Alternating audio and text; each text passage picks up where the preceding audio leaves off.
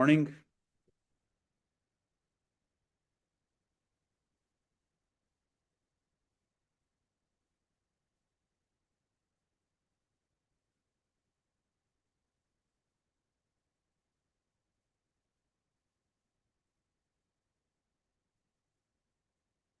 Okay, before we get started, just mention three things. Number one, next Sunday I will be in Israel, so there will not be a class, but I'll be thinking about all of you and praying for all of you. Today at 1 o'clock we have the conclusion of the writing of the Bernie Marcus Torah. If you can make it, it's a very special and uncommon, infrequent event. We'll be writing the last letters of the Torah and then parading the Torah under a chuppah to its home upstairs with dancing and music and food. So please join us. And finally, next Tuesday, November 4th, is that election day? Yes, I thought so. So after the elections, we're going to start working on meaning. Okay, so we're going to start a new course, a 6-week course called the Kabbalah of Meaning. That's available for you on the table. Please take one home. Please sign up. And you are also welcome and invited to join our Scholars Society, which not only gives you a discount on all four courses this year, but it gives you discounts on every adult education event. Plus, you get a $500 voucher. It's actual $500 off the March JLI trip to Israel. Okay, let's recap what we've studied here. So yesterday in the synagogue, we read the second of the Torah portions, known as the portion of Noach. Noach, of course, is famous for the flood.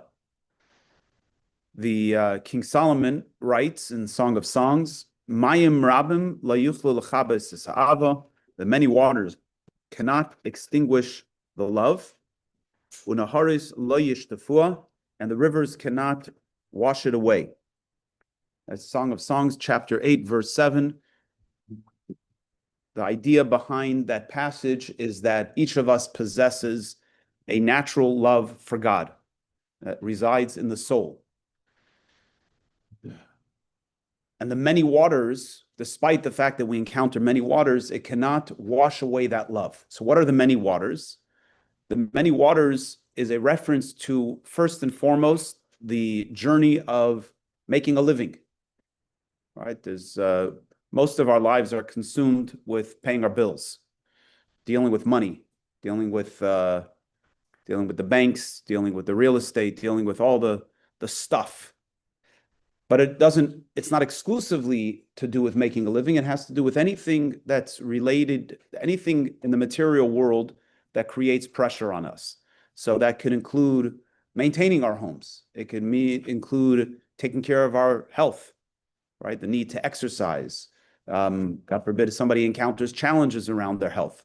It includes raising our children, dealing with all of their materialistic needs, changing diapers, buying clothing, dealing with their kvetching. So all of that is what we call the many waters. And oftentimes in life, when we encounter these many waters, it becomes all-consuming. How often is it that you know what a krechts is? In Yiddish, a krechts is a sigh. It's not a Hebrew word. I don't know how you say that in Hebrew. But in Yiddish, a krechts means a sigh. And what happens is we have a sigh. We release a sigh. Why do we release a sigh? Because things are not exactly as we want them to be. Why do I have to deal with all this mishagas, all this craziness of taking care of these bills and taking care of all these things? Good morning. Why do I have to deal with all this stuff? And oftentimes we're so consumed by the stuff that consumes us that we lose our anchoring in what's really important in life. First and foremost, what's important in life is our anchoring in God, our relationship with God, the love that our soul has for God, which is designed ultimately to influence all of the other stuff that we do to be in alignment. I'm going to mention a little later at the ceremony that we all seek immortality. Whether we're conscious of that or not, we want to live forever. And people do all kinds of things to try to live forever. And among the normal things that we do is we have children, because through our children, in some fashion, we live forever. People who can buy buildings and put their names on them, and they have their names in perpetuity.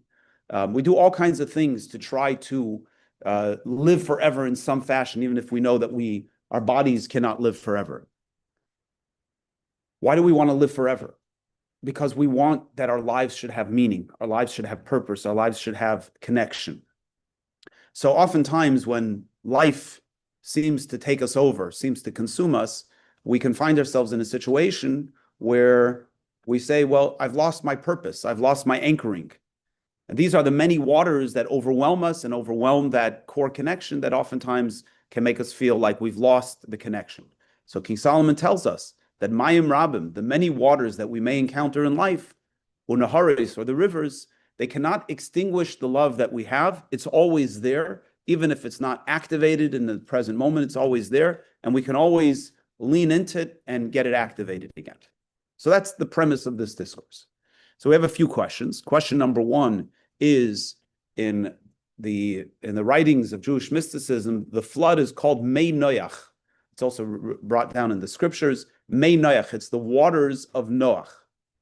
And if we know the basic story, the people of the time had engaged in all kinds of immorality and violence.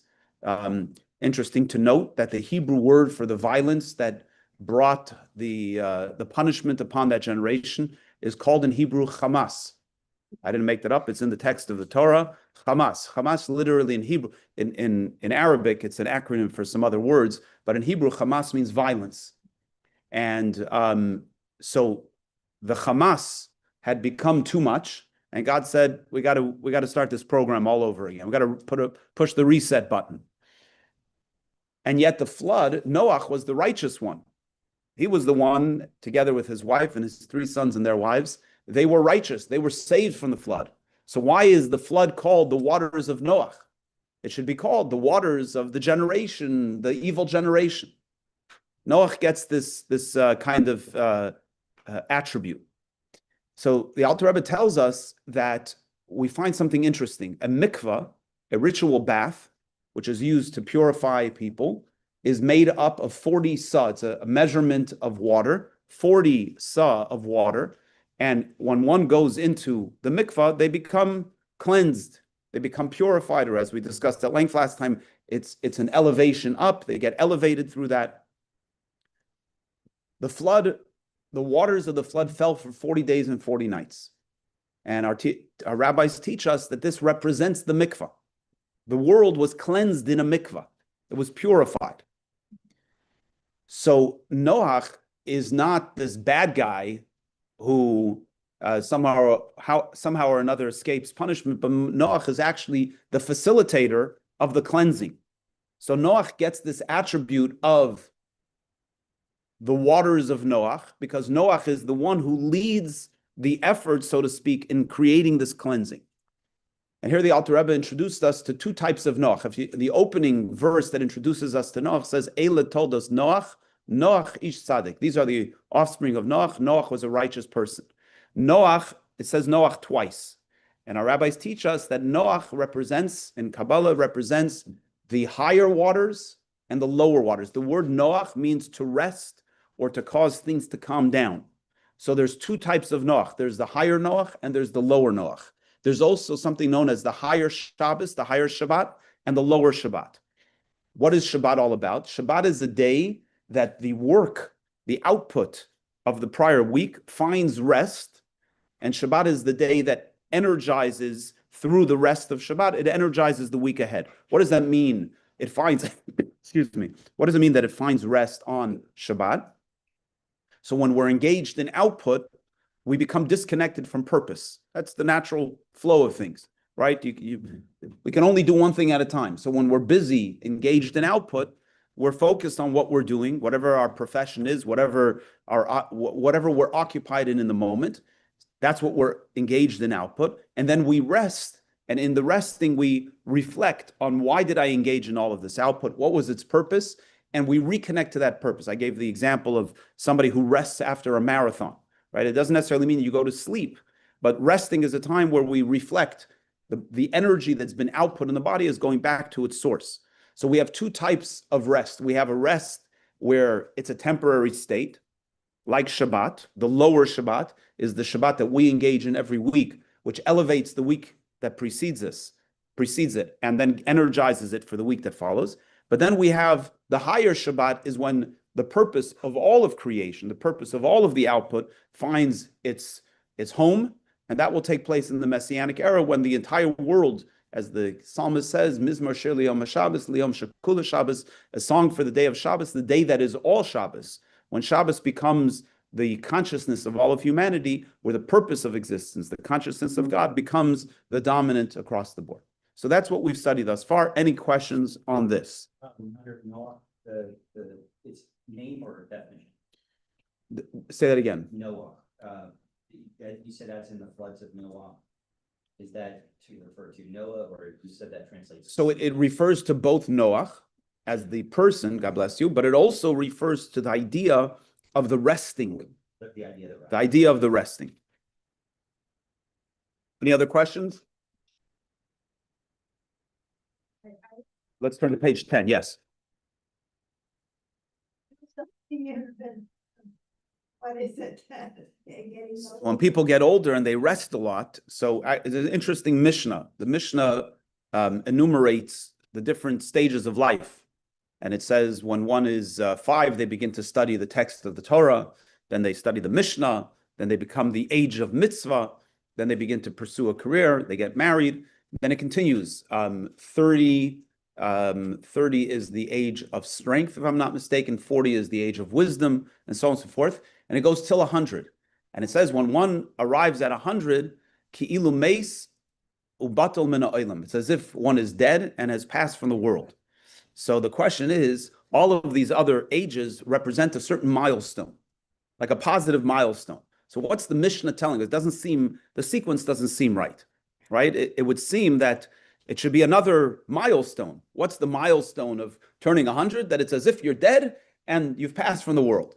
So the Rebbe has a beautiful teaching on this, that as we get older, I think there's a popular movement called, I forget what the woman's name is, Let Them. Anybody familiar with them? Yeah? Mel Robbins. So let them. What does let them mean? Like, you don't have to get caught up in everything, right? But when we're younger, we get caught up in everything. We're worried about people's opinions. We're worried about the money that we have. We're worried about what we think about ourselves. As we get older, we care less. Why? Because we're more plugged into rest. We're more plugged into the core of what life's all about. And you see that as people get older, they care less. I was once at a bris, and the baby's great-grandfather was there. He was in his 90s, and he got up to speak, and he was talking and talking and talking. Like, nobody wants to hear you speak for that long. So they're trying to shush him, trying to get him to sit down. He was a little bit, as we say, overbottle. He was a little bit maybe on the other end of the brain function. Anyway, so at one point, he realizes everybody's trying to shush him, and he says, I'm 90 whatever, and I've earned the right to speak. Like, I don't care what you guys think. I'm going to speak because I've earned it, right?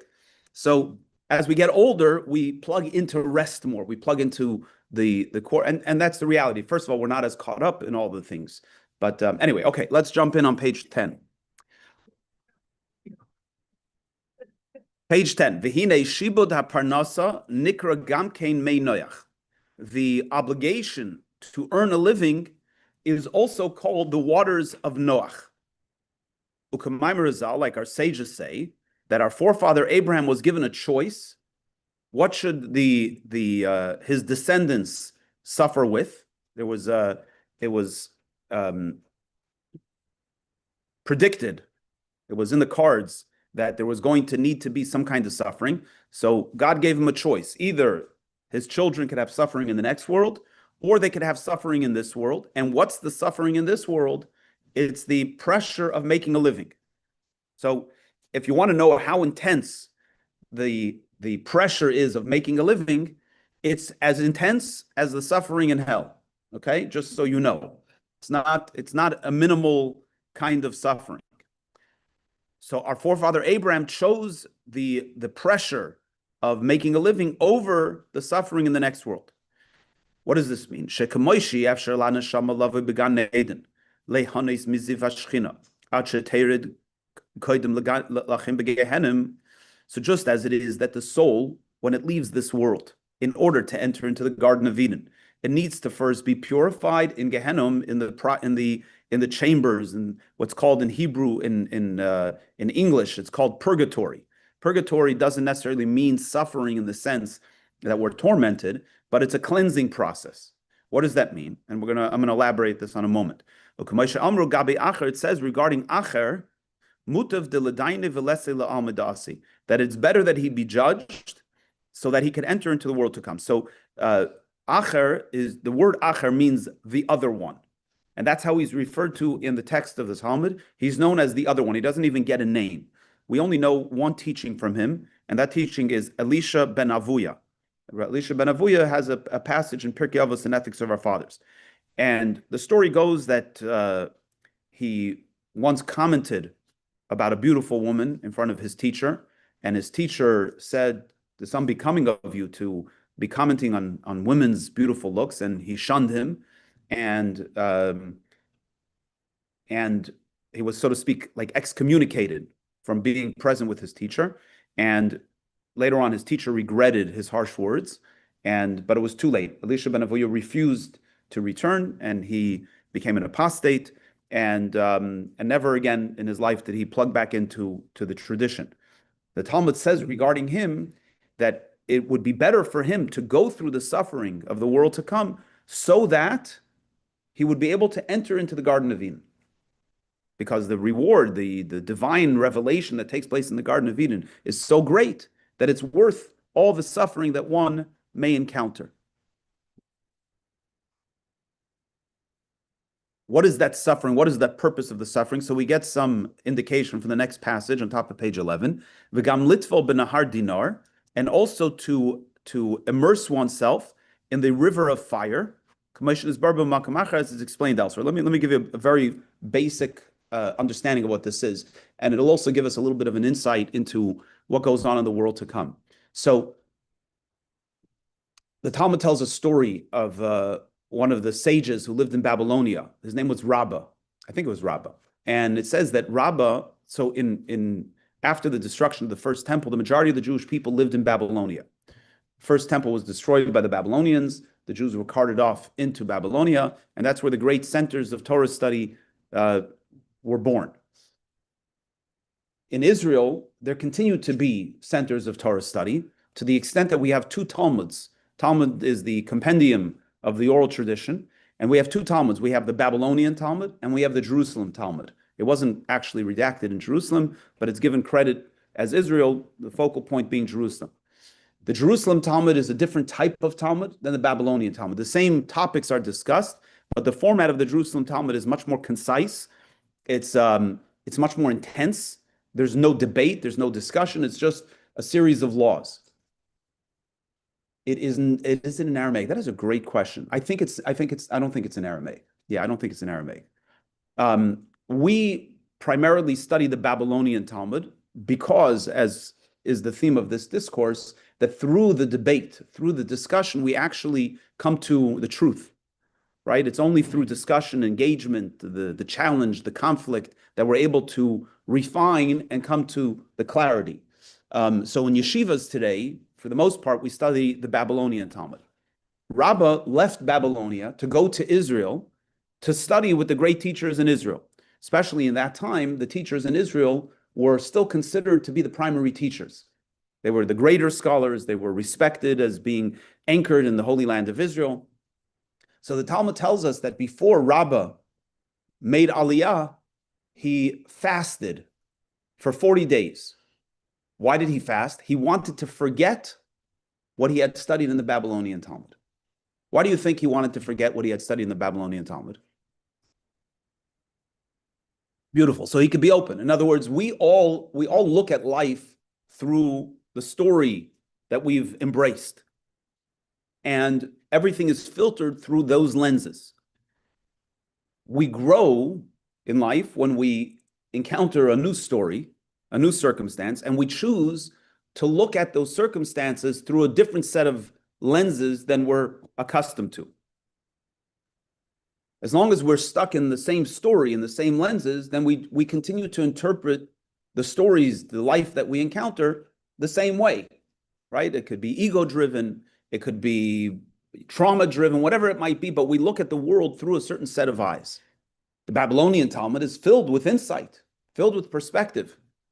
To be able to effectively study the Jerusalem Talmud in a way where he'd be open to actually receiving new information, he wanted to forget what he had studied so he can start fresh. This process, you might call a process of cleansing.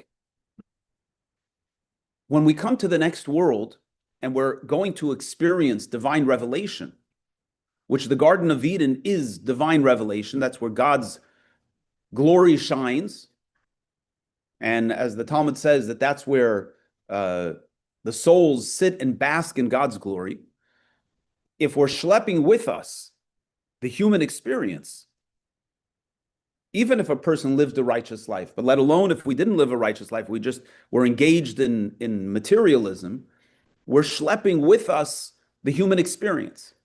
And those are the lenses through which we experience divine revelation. By the way, it's not much different than how we experience life here, right? We encounter God every single day, but how often do we see that it's God, right? We encounter a challenge, and instead of recognizing that God is challenging us, I'm reading a book by Eli Sharabi. I don't know if anybody saw this book, Hostage.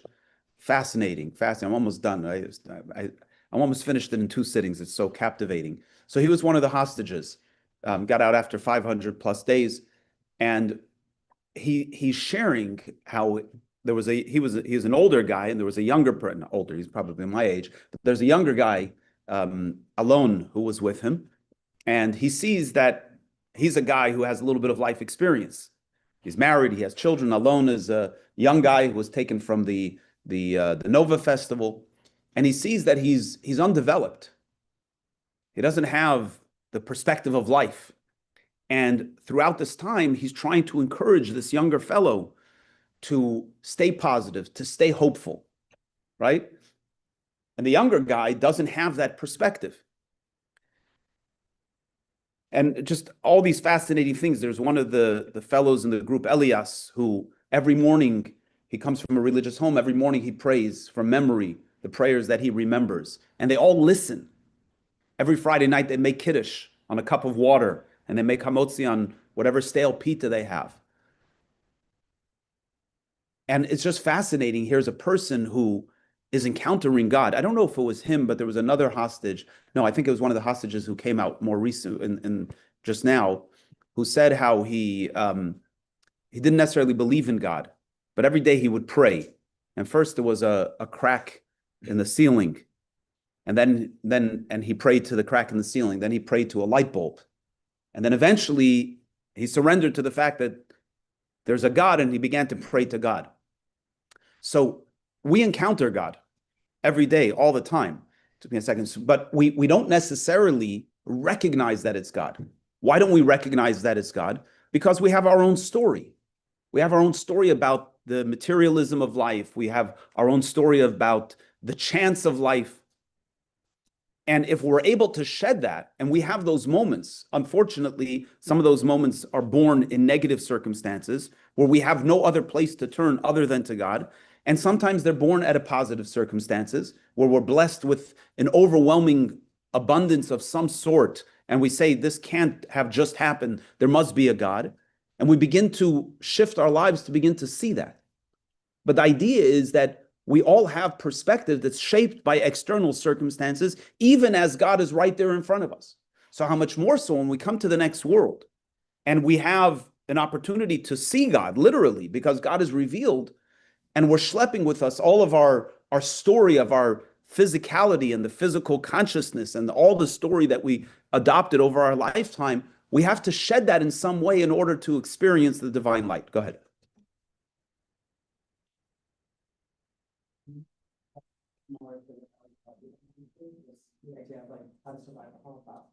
for meaning and everything.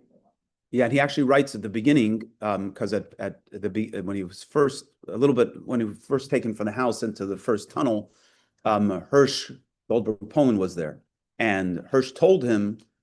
So one of the other hostages said to him, "Tell Ellie what you've been telling us," and he quoted Viktor Frankl's line that if you have a why to live, you can deal with any how. Right. So thank you for sharing that. So this is the core perspective. So what happens when we come to the next world? We have to be cleansed, and that's the process. So here we have something known as the Nahar Dinar, the river of fire. And the river of fire is not a satanic, we get put into a bonfire and we get roasted. It's a spiritual journey. Now, I can tell you a little bit of what that journey is. Not that I've been there, but it's brought down in Kabbalah that an example of this is something known as kaf hakela. It's known as the slingshot. What's the slingshot? What do we experience? The greatest shame we experience is when we realize what it is that we lost because we fed our ego. Right? In other words, we have an opportunity in front of us, and because we're so stuck on our ego, we miss out on that opportunity. Now, if we can change the frequency and see that opportunity is not just a physical opportunity, but it's a spiritual opportunity. It's an opportunity to connect with God. And we can see that vividly, and we can experience that vividly. And then we shift experiences to the moment when our ego took us over, right? We're in the slingshot. On the one hand, we're experiencing the ugliness of our ego. And on the other hand, we're experiencing the beauty of what could have been. That is a cleansing process. That helps us shed the ego. Right? We talk about people's egos getting crushed. Ego death. Right? Ego death, hopefully we can achieve that on our own. When we can let go of all of the story that we made up about ourselves, the story that we adopted about ourselves, and live more authentically to our core, then we can live more fully. That's what they call ego death. Now, sometimes ego death happens because someone helps kill your ego. Someone shames you. You encounter a circumstance that's so devastating to what could have been. But spiritually, in order for us to enter into the space where there is this profound divine revelation, we have to experience an ego death. We have to shed the consciousness that we brought with us. And that's this Nahar Dinar, this river of fire. Somebody has a question? Okay. So if we understand that, and we are sharing that Abraham chose the difficulty of making a living, the suffering that is accomplished through making a living over the suffering in the world to come, we can understand how profound the challenge that we encounter in this world is designed for us to be able to see the light, to shed all that stuff. It's not designed to crush us. It's not designed to destroy us. It's designed to bring out the truth of who we are. Again, if Abraham is choosing this instead of this, and the whole design of this is in order to cleanse us, to help us shed one consciousness, to enter into a new consciousness, so then the making of a living is designed for the same purpose. It's designed to help us shed one consciousness so that we can experience a deeper consciousness. Does this make sense? Continues on page 11. Kemoikain, similarly, Ayidei Shibud, through the difficulty, the obligation to provide a living, we're able to move ourselves to a much more lofty and higher level of connection to God, even more so than when the soul came down to this earth.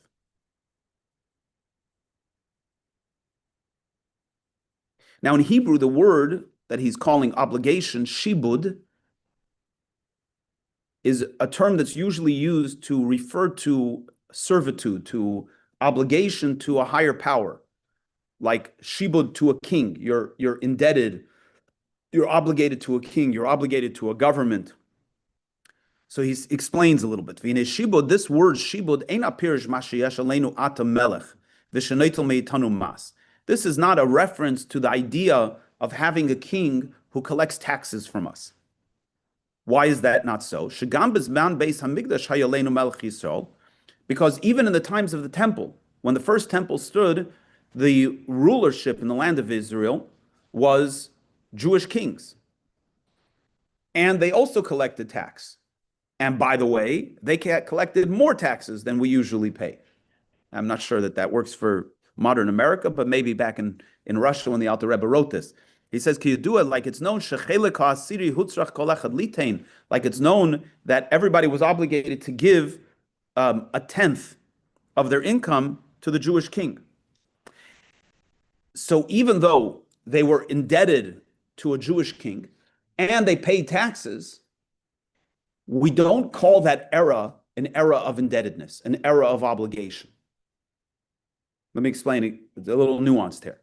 If we're saying that this word shibud, this indebtedness, this obligation to making a living, it has to be something different in kind and something more than just being obligated to follow the rules of a human king or paying taxes. Because during the first temple era, they did not have this indebtedness, and they had to follow the rules of the king, and they had to pay taxes.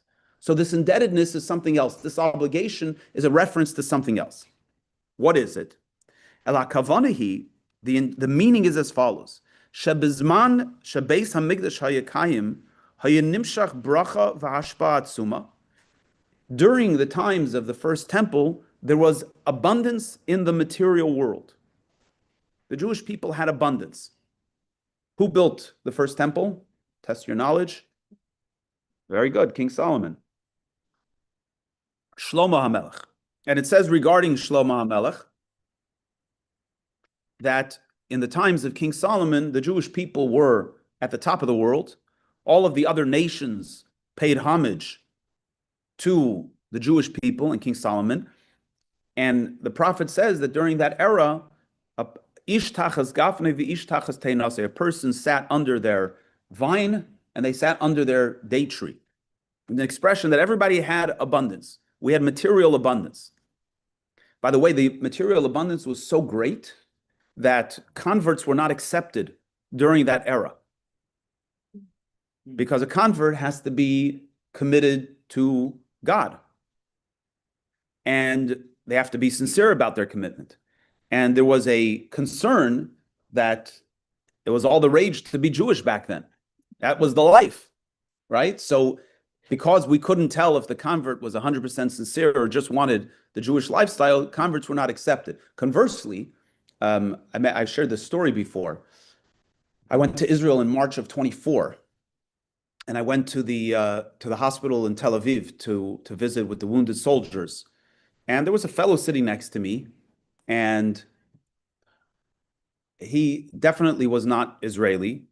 I would say he looked, what do we say, Asian. I think that's the politically correct term, right? He looked Asian. Anyway, I met with the different soldiers and I took all of their Hebrew names and their mother's Hebrew names to pray. And I sat next to this fellow and chatting with him. How did you get wounded? He was driving in an armored car and they shot a rocket right at the car and there was shrapnel everywhere. And even though he wasn't killed, but he was wounded all over his body. And then I asked him what his name was and his mother's name. And he tells me his Hebrew name and he tells me his mother's name, and his mother's name is clearly not Jewish. So I said to him, "Are you Jewish?" So he said that he is not Jewish yet, but he's going through a conversion. So I said, "What's the process?" He wasn't wearing a kippah. He was clearly not observant. So I said, "What's the process?" So he says, basically, they have a short study that he needs to do, and then they'll convert him. So I said, "But what about like keeping Shabbos and all these commitments?" That he says it's not required. And this is the Israeli rabbinate. I said, "Why is it not required?" He says there's a process that for soldiers who are joining the army, they live in Israel, they join the army, that they accelerate the conversion process. And when I got back to America, I spoke to a rabbi who's very involved in conversion. I said, "What's the story behind this?" He basically made this point. If somebody's willing to risk their lives on behalf of the Jewish people, and they say that they want to convert to Judaism, that's a free ride. Right? If you're willing to give up your life for the Jewish people, it's a free ride. If somebody on October 8th 2023 shows up and says, I want to join you people who are harassed and hated everywhere in the world. Let's see how we can make this happen quickly for you. Or if God forbid, or during the Holocaust, if somebody wants to join the Jewish people, obviously they want to be plugged in to the truth of Judaism. That was all parenthetical. Back to the point here, during the times of King Solomon, things were great. What was great? What was primarily great? All of these things that we're calling the waters of Noah, all of this pressure of making a living, all of this materialistic pressure didn't exist then. And therefore, the Jewish people during that era, even though they had a king, and even though they had to pay taxes, that era is known as an era where they didn't have obligation. Which tells us that what does it mean to live without obligation? It means to have all your needs met, to have all your material needs met, to live a peaceful existence. So during that era, Eretz Yisrael, the land of Israel, was called a land flowing with milk and honey. Page 12. Shaloy al pi hateva klal. It was supernatural. The fact that there was so much abundance was a supernatural kind of occurrence. Like it says in the Gemara in the Talmud, Seif Masechta Ksubas, at the end of Tractate Ksubas, it says that there was no burden, there was no worry, there was no concern about making a living, about one's material needs. Conversely, va'ata, and now, every one of us has the burden and the pressure of pursuing a livelihood, to be involved in material matters of this world. And as I mentioned last time, even if you have plenty of money, even if you have an abundance of money, you still have pressure. You got to manage your money. Was Howard Hughes? Anybody ever been to the is it Spruce Goose? No, not is it Howard? No, not Hearst Castle. Oh. Was that Howard Hughes? William Randolph Hearst? Yes, William Randolph Hearst. Okay.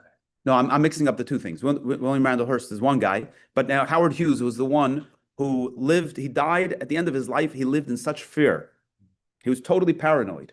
The Rebbe spoke about him right after he passed away, that here's a person who had everything, and he was miserable. Why? Because he was constantly worried that somebody was going to take his money.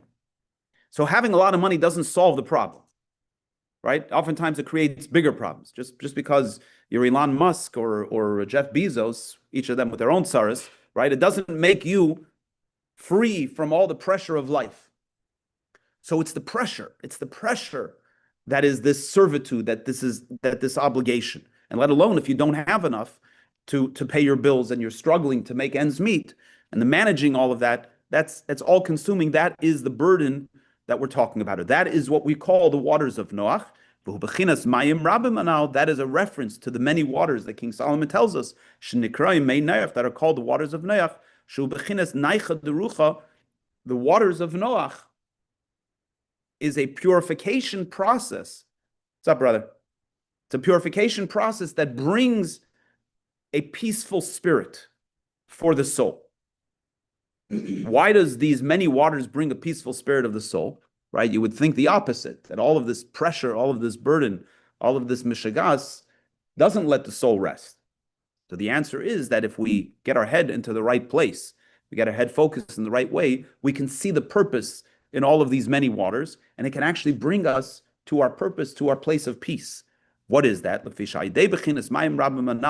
Through these many waters, the soul becomes elevated to a place that's even higher than it was before it came into the body. In that circumstance, before the soul came into the body, it only derived pleasure from the ray of the Shekhinah. Now, let me explain what this means.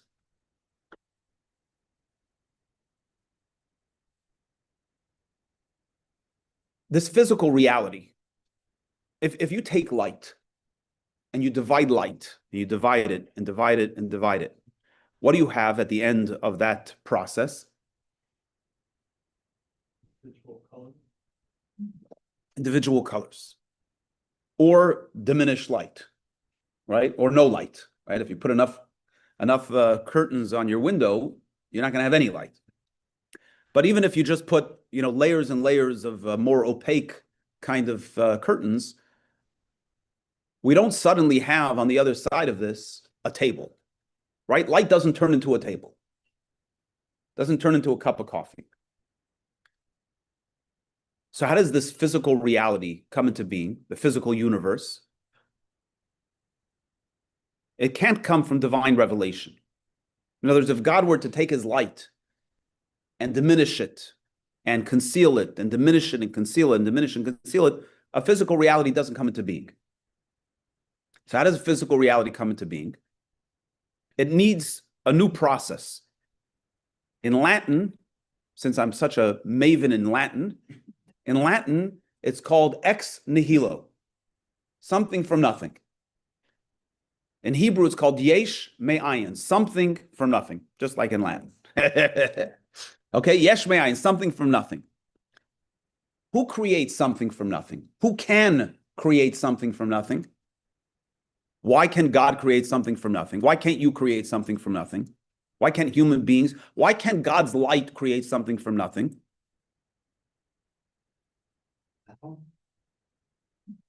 Give me more. Give me something like really theological. Because God is considered a creator, whereas Son of Man is the participant. Okay, good. Let's go further. Only doing our best to reflect in his image, not to, to try to assume God's power would be to try to overthrow him. Okay, good. All good answers. I'm going to read to you from Maimonides.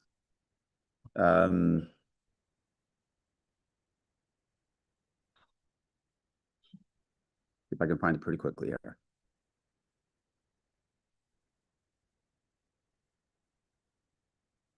Let me read it from my phone.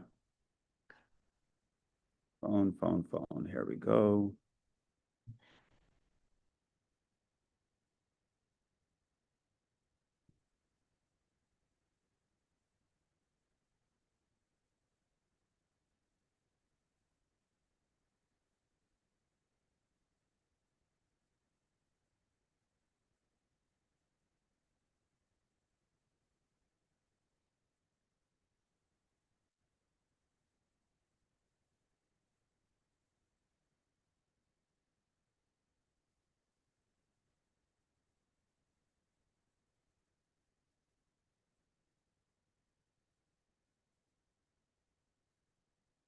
Okay.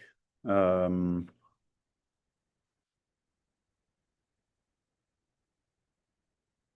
do they make it so hard?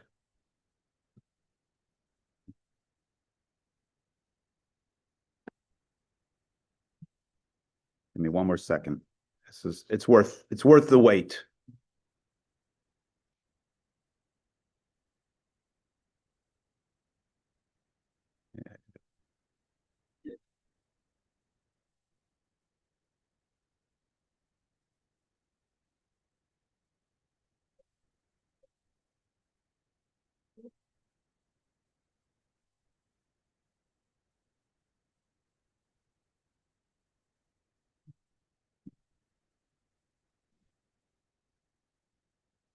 There we go. Okay. I got the source here now.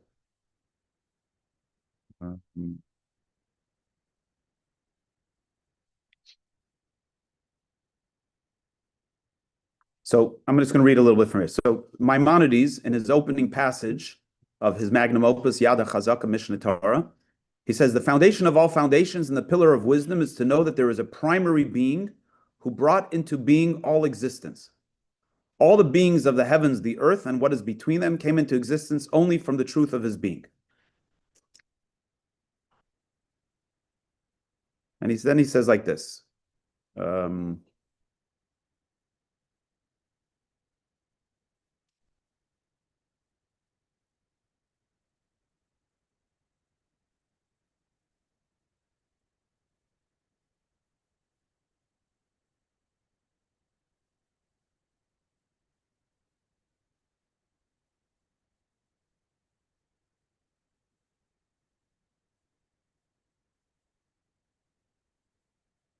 If one would imagine that he does not exist, no other being could possibly exist. If one would imagine that none of the entities aside from him exist, he alone would continue to exist, and the nullification of their existence would nullify his existence, because all the other entities require him, and he, blessed be he, does not require them, nor any one of them.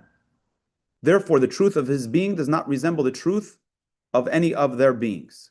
Okay, I'm not going to find it right now because I'm going to have to sift through things, but he makes the following point. He says that only a being, listen to these words, only a being whose existence is from himself and is not caused by any other cause, only such a being can create something from nothing. In other words, to your point, everything relies on God. We, human beings, are not creators because we are created. We have a source. And anything that has a source cannot create something that doesn't have a source. Only God himself, who doesn't have a source because he is and always was, only he has the power to bring it into being. So when we talk about divine revelation, revelation by definition has a source. It comes from God. The light of the sun has a source, the sun. The sun has a source, God.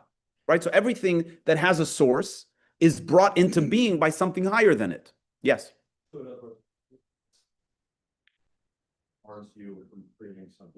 Exactly. Is God himself, right?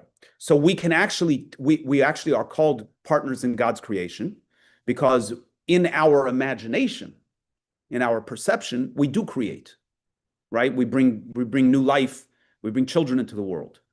But ultimately, the Talmud says that a child has three partners, male and female, who contribute the material substance, and then God who brings the soul into the being, right? It says if all the great scientists in the world were to get together and reconstitute a gnat, they would be able to do that, but they wouldn't be able to give it life, right? So it's reassuring with all the AI. We're not going to have new created beings that are going to take us over. We have machines maybe, but anyway, the point being is that in order for a physical universe, right, the spiritual universe, the spiritual worlds where there's divine revelation, in theory, those could come into being without God's essence. And in fact, in a certain sense, they are. They are divine revelation, even though God invested himself in their coming into being. And ultimately, they are called creation. They're called a spiritual creation, but I don't want to get distracted by that. But the point is that all of divine revelation is not God himself. It's a manifestation of God, which is not the case in this physical universe. The physical universe is not revelation. It's essence. It's God himself. The physical universe can only come into being by God himself, not through God's light. So in the physical world, in a sense, we're touching the essence of God. When the soul leaves the body and it goes into the Garden of Eden and it experiences divine revelation, that's wonderful. It's a great light show. You're sitting, you're basking in God's glory. But it's not God's essence. Where do we encounter God's essence?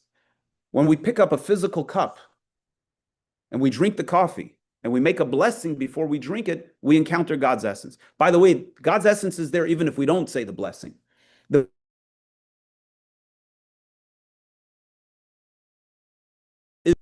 That in our physical encounters, we're encountering the essence of God. And this is emphasized in a beautiful Mishnah, bottom of page 12. K'mayim Barazal, like our sages say in Pirkei Avos, in Ethics of Our Fathers. Listen to this passage. This is not a cliche. It's not just a nice, motivational statement. It's a statement of truth. That greater is one moment of teshuvah, of returning to God, and good deeds in this world than all of the world to come. One moment in this world of doing a good deed, of encountering God in this world, is greater than all the revelation in the world to come. Because in the world to come, we're experiencing revelation.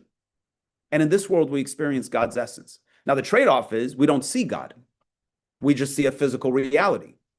But the truth is that in this physical reality, we're actually encountering God's essence. because we have obligation here in this, like we have the, we have to work, we have to be intentional about things where it's not easy. We don't have this abundance, like where's the connection? Like, you know, Yeah. So there's two separate points. The first point is just to recognize that God's essence is found here greater than anywhere else.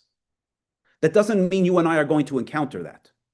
In other words, that we're going to have a perception of it. We have to make the effort to perceive it. But the first point is, just to be clear, is that whatever's happening in the world to come is delightful. It's a great light show. But it doesn't compare to the access that we have to God's essence like we have down here. Now, the second point is, how do we encounter that access? How do we encounter God that's here? So that comes about through the challenges of making a living, through all of these external challenges. When we see them for what they are, then we actually see the divine. We actually experience the divine in this world.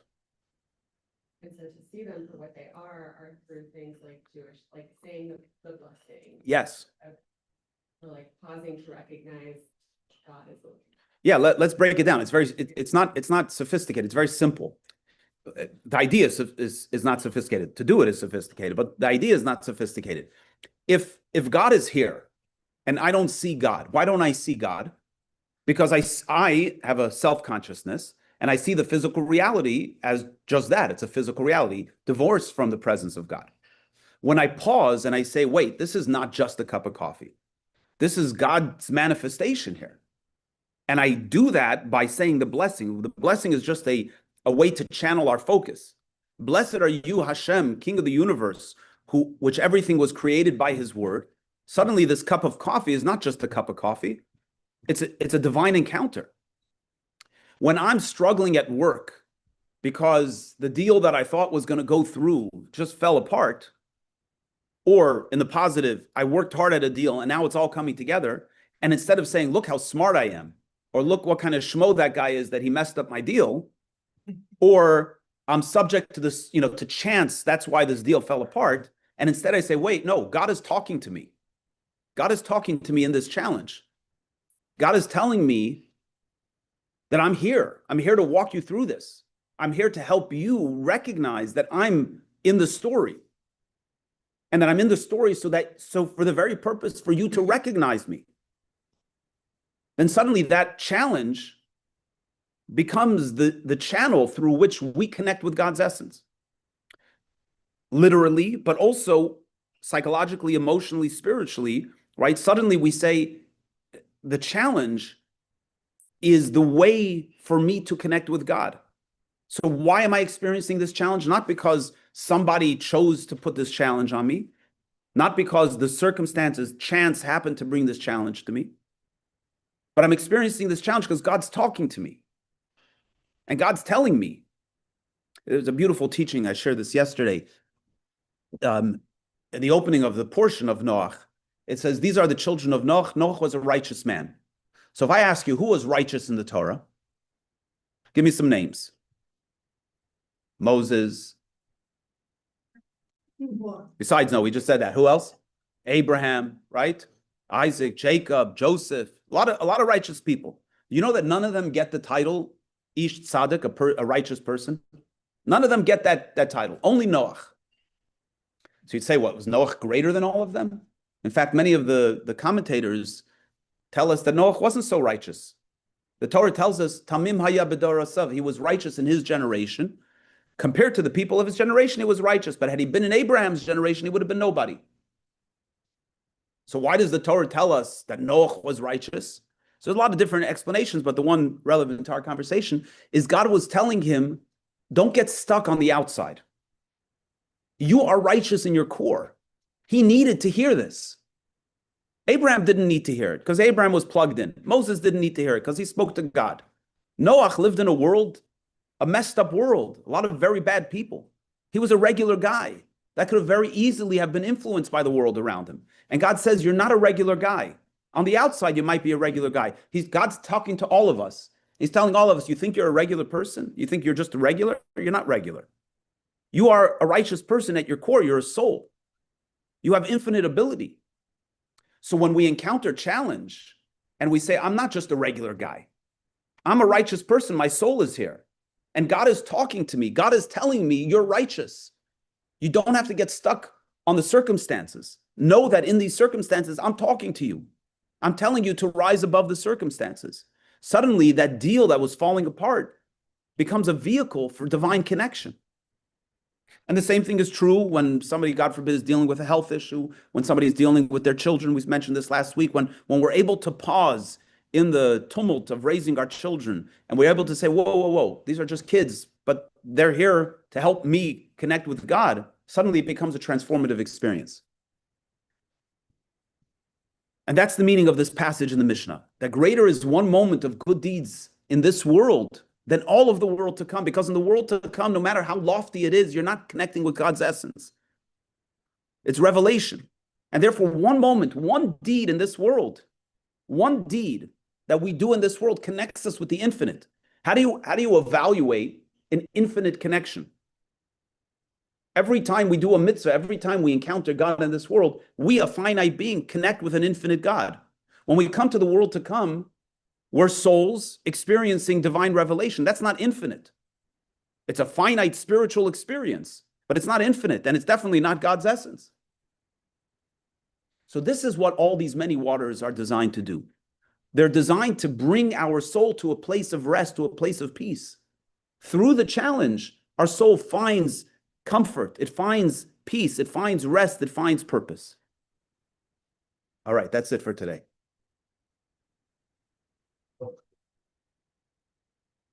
Thank you, thank you. Now go and live it. Okay, again, reminder, no class next week. Reminder, 1 o'clock, we begin the ceremony to conclude the writing of the Torah. And reminder, the Kabbalah of Meaning starts November 4th.